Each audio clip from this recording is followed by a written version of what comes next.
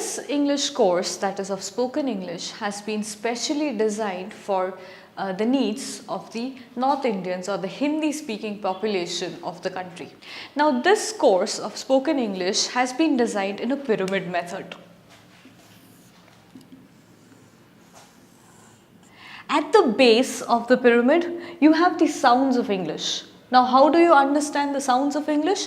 You understand them through vowels and consonants. So, at the base, we will be doing vowels, consonants. That is basically to say that I want you to get aware of the sounds of English. Now, you have to understand that the sounds of English are somewhat different from the sounds of Hindi. Even the combination of sounds, leave alone the individual sounds, the combination of sounds are different. I'll give you an example.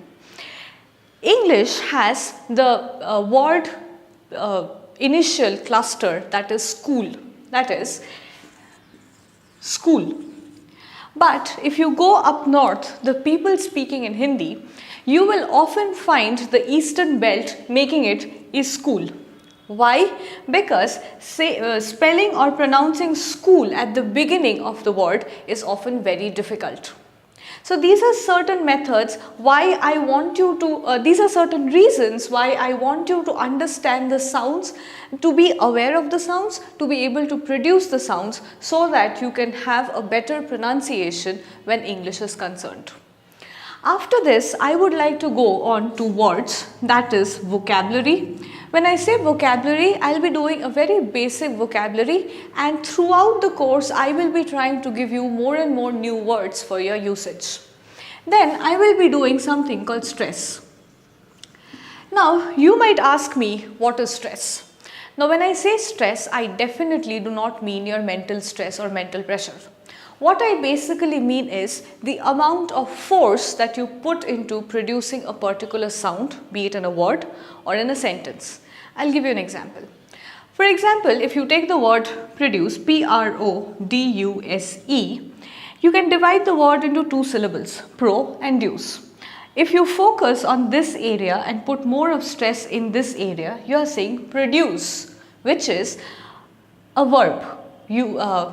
The economic, okay, I'll change the sentence. When I say produce, I'm telling a word. Produce good results, for example.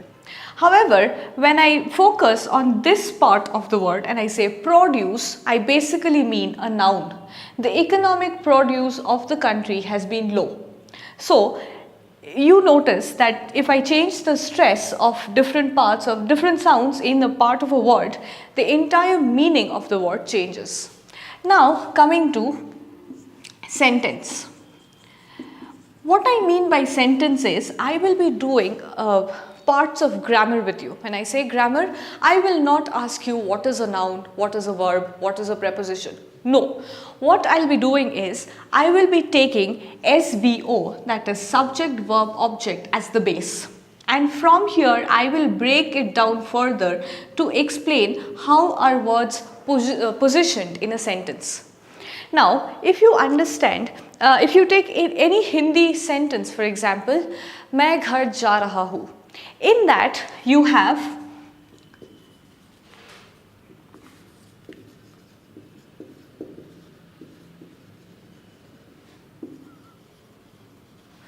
मैं is your subject, that is what we are talking about. So this becomes your subject. जा रहा हूँ is your verb, because this is showing going, that is action. And this becomes your object. So all your Hindi sentences are framed in this way, are structured in a formula called SOV. However, this very sentence when translated into English becomes I am going home. So I, which is मैं, remains your subject, am going is your verb, and home becomes your object. All English sentences are structured in SVO. So basically what I will be focusing is on SVO and how SVO can be further broken down to understand the concepts of grammar.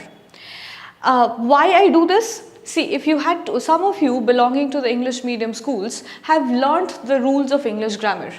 If you had to remember the grammar, you wouldn't need to go through this course.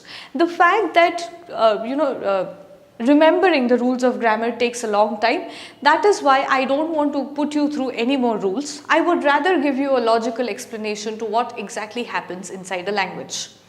After tense, I will go to something called communicative competence. What I mean by communicative competence is, it is not enough knowing a particular language. For example, if I say that I know Hindi, the knowledge of a language is not enough. We are supposed to know, as speakers of a language, it is very important for us to know how to speak, when to speak, what to speak. That is communicative competence. How do you communicate more effectively? That is all about what I'll be doing here. For example, if I say, "Tu nikal yahan se," that is not a very formal way of saying, "Please leave the room." I would probably show respect and say, "Aap kripya yahan se jaiye ab." So, if I have to say politely no to somebody, but I have to be polite. No is often offensive to a lot of people. But in English, there are ways where you can politely say a no or politely refuse an offer. These are certain things that I will be doing in this part of the course.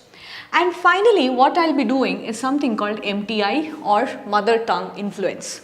Now, this is no new fact for us that all our English, the English that in the entire India or the entire country speaks, is heavily influenced by the mother tongue of that region. For examples, as I mentioned here, it is very difficult for most Hindi speakers of the Eastern Belt to actually say school without bringing an E there. It always becomes a school. It is very difficult for a lot of Eastern Indians to differentiate between sir and sha. For example, same and shame. It is very difficult for most of the people down south, that is in Tamil Nadu, to make a difference between ka and ga. So these are certain mother tongue influences that all of us have, being English being a foreign language to us. Most of us have such mother tongue influences. What I want you to understand is this can be got ridden off, and that's something that I want to help you with in this final section of the course.